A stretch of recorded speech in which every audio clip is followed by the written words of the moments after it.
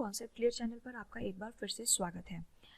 Concept clear की team ने अब आपके लिए शुरू करी है ज्योग्राफी से रिलेटेड एक सीरीज़, जिसमें कि हम ज्योग्राफी में पूछे जाने वाले बहुत ही इंपॉर्टेंट टॉपिक्स को लेकर आपके सामने आएंगे। और इसकी एक विशेषता ये है कि पहले हम डिस्कस करेंगे आपके साथ एक टॉपिक, उसके पीछे के कॉन्सेप्ट क्या है, वो चीज़ पूरी तरह से आपको वो टॉपिक समझाने की कोशिश करेंगे। और उसी वीडियो के पार्ट 2 में हम डिस्कस करेंगे उससे रिलेटेड MCQs जो कि आपके वेरियस एग्जाम्स में पूछे जा चुके हैं। तो इसलिए अगर आप पार्ट 1 वीडियो देखते हैं तो उसके बाद आप पार्ट 2 की भी वीडियो देखें, तो जिससे कि आपको कंप्लीट अंडरस्टैंडिंग हो जाएगी। साथ ही साथ हम उन टॉपिक्स को लेकर आए हैं जो कि एग्ज़ाम में मोस्टली पूछे ही जाते हैं, जो एग्ज़ाम पॉइंट ऑफ व्यू से बहुत ही इंपॉर्टेंट हैं। तो इसी सीरीज़ में हम सबसे पहले आपके लिए लेकर आए हैं फिजिकल ज्योग्राफी से सोलर सिस्टम से रिलेटेड टॉपिक्स, जिसमें कि हम बात करेंगे एस्टेरॉइड्स, कॉमेट्स, मीटरोइड्स, मीटियोर्स एंड मीटरोइड्स। ठीक है, जिसको कि हम अगर अपने हिंदी साथियों के लिए बात करें तो एस्टेरॉइड, जिनको कि हम कहते हैं क्षुद्र ग्रह, धूमकेतु, उल्कापिंड और उल्का के बारे में इस लेक्चर में हम जानेंगे। ठीक है, तो सबसे पहले हम बात करते हैं कॉमेट्स की। कॉमेट्स यानी कि हमारे धूमकेतु, कॉमेट जिनको कि हम धूमकेतु के नाम से भी जानते हैं। तो धूमकेतु ये बेसिकली होते क्या हैं? ये आइस और बहुत सारे हाइड्रोकार्बन से मिलकर बने होते हैं, जिसकी वजह से ये एकदम फ्रोजन स्टेट में रहते हैं, एकदम ये जमे हुए से रहते हैं। और ये भी आपके जो है सन के चारों तरफ आपका ऑर्बिट में अपना चक्कर लगाते रहते हैं। ठीक है, एसेंट्रिक ऑर्बिट में घूमते हैं, मतलब कि सर्कुलर में नहीं घूमते, थोड़ा सा इनका ऑर्बिट जो होता है वो ऐसा होता है। ठीक है, लेकिन इनकी खास बात यह है, ध्यान देने वाली बात यह है, क्योंकि ये फ्रोजन मटेरियल के बने होते हैं, एकदम जमे हुए से होते हैं, तो इसलिए जब ये सन के चारों तरफ चक्कर लगाते हैं तो जब तक ये डिस्टेंस पे रहते हैं तब तक तो सन की हीट का इनके ऊपर इफेक्ट नहीं होता। लेकिन जैसे ही ये पास आते हैं तो सन की हीट की वजह से इनके अंदर का जो मटेरियल है, जो आइस है, वो जो है वो वेपराइज होने लगती है, वो मेल्ट होने लगती है। और जब वो मेल्ट होती है तो वो एक पीछे की तरफ हेलो के फॉर्म में निकलना शुरू कर देती है, ये गैसियस फॉर्म में पीछे की तरफ जाती है। ठीक है, इसी को हम बोलते हैं हेलो या फिर टेल ऑफ द कॉमेट। और ये आपसे बहुत सारे एग्जाम्स में पूछा भी गया है कि जब भी कोई कॉमेट रिवॉल्व करता है तो उसकी जो टेल है वो किस तरफ होती है। तो आपको पता होना चाहिए कि वो हमेशा टेल जो सन से दूसरी तरफ रहती है। ठीक है, अगर सन है तो उसका जो टेल है वो उसके ऑपोजिट डायरेक्शन में होगी। तो आपको दो बातें याद रखनी है कि स्मॉल सेलेस्टियल बॉडी है कॉमेट भी आपकी, जो कि रोटेट करती है, रिवॉल्व करती है अराउंड द सन, और ये फ्रोजन स्टेट में रहती है, आइस हाइड्रोकार्बन से मिलकर बनी होती है, जिसकी वजह से जब ये सन के पास आती है तो ये मेल्ट होकर वेपराइज होकर इसकी एक टेल बन जाती है, जिसको कि हम टेल ऑफ द कॉमेट कहते हैं। इसके बाद आते हैं हमारे एस्टेरॉइड्स। ये भी हमारे स्मॉल सेलेस्टियल बॉडीज होते हैं जो कि सन के चारों तरफ चक्कर काटते रहते हैं, लेकिन ये जो है आपके वो मेटल एंड रॉक्स के बने होते हैं। ये आइस वाइस ये किसी चीज़ के नहीं बने होते। साधारण तौर पे जैसे पृथ्वी बनी हुई है हमारी, बेसिकली ये प्लैनेट्स के ही पार्ट होते हैं, जो कि हमारे प्लैनेट्स के साथ आने से रह गए होते हैं, और उनकी ग्रेविटेशन फोर्स की वजह से हमारे पृथ्वी के या अन्य जो ग्रह हैं उनके चारों तरफ चक्कर लगाते रहते हैं। तो ये आपके जो मेटल और रॉक्स के बने हुए होते हैं।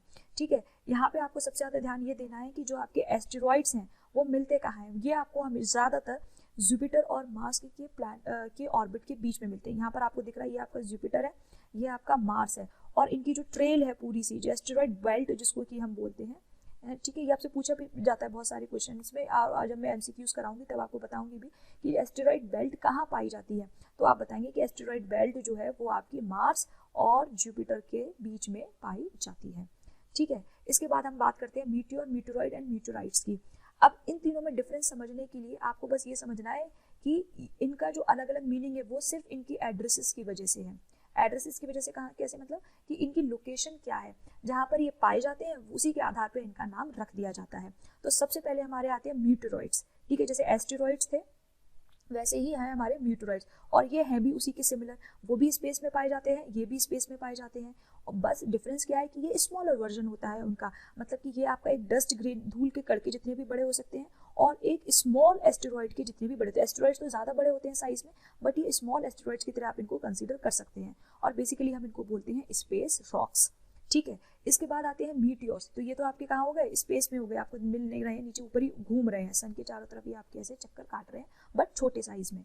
ठीक है, इसके बाद हमारे आते हैं मीटियोर्स। अब कुछ जो इसमें से होते हैं वो सन का चक्कर काटते काटते पृथ्वी की तरफ आ जाते हैं, पृथ्वी की तरफ या किसी और प्लैनेट की तरफ आ जाते हैं। लेकिन हमारे चारों तरफ क्या होता है, एटमॉस्फेयर होता है। एटमॉस्फेयर की वजह से क्या होता है, फ्रिक्शन होता है। फ्रिक्शन की वजह से इनमें क्या लग जाती है, आग लग जाती है। ठीक है, ये फायर कैच कर लेते हैं।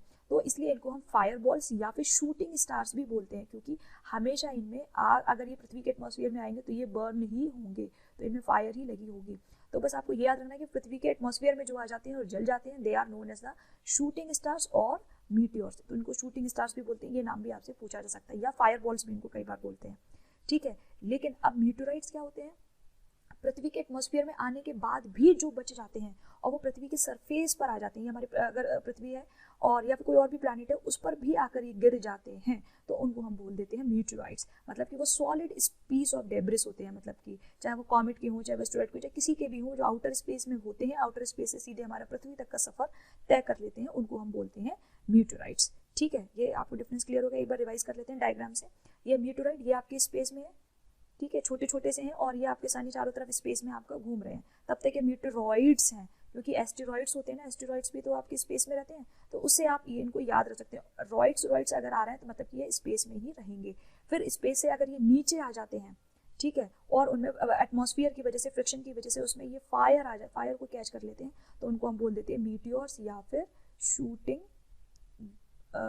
फायर बॉल्स या फिर शूटिंग स्टार्स, ठीक है। अब इसमें से भी टेल जल गए, सब कुछ हो गया, जलने के बाद भी ये बच गए, और बच के कहाँ पर आ गए? अर्थ पर आ गए, तो उनको हम क्या बोलेंगे? Meteorites, okay. Meteoroids, meteor and meteorite, they all depend on their addresses, कि ये मिलते कहाँ हैं, इनकी लोकेशन पर ही हम बताते हैं, ठीक है। अब चलिए रिवाइज कर लेते हैं कि सबसे पहले हमने क्या बात करी थी। सबसे पहले हमने बात करी थी कॉमेट्स की।